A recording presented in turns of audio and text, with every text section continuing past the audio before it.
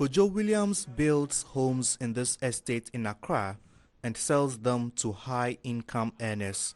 He says the high cost of land and building materials feeds into the pricing of his houses, so much so that the average Ghanaian cannot buy.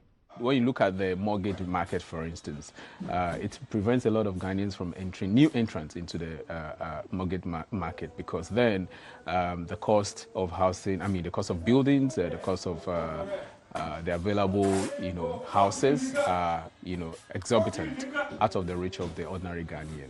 The housing deficit in Ghana is estimated to be about 2 million. Estate developers say bridging the deficit will require affordable houses being built for low-income earners, but they cannot do it alone. The private developer really doesn't have a lot of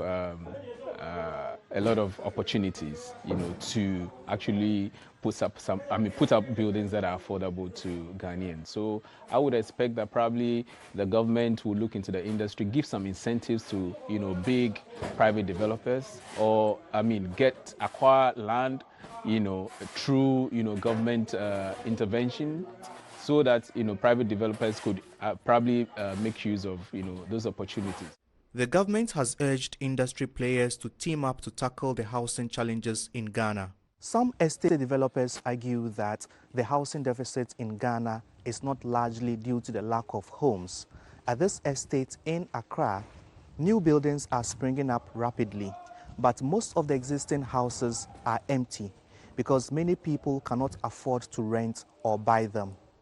Analysts want the government to lead the charge of providing affordable housing by completing its abandoned projects.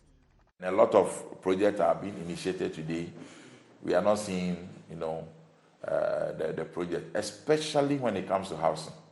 If you find out how many contracts were signed in the past administration in terms of contract to execute certain housing projects, the numbers are so huge. If you put them together, we might be hitting about 2 million. Kojo Williams agrees the government's affordable housing projects, when implemented, would help quickly bridge the deficit, because for many private developers, the focus is more on making profit. Nabil Ahmed, Rufai, CGTN, Accra, Ghana.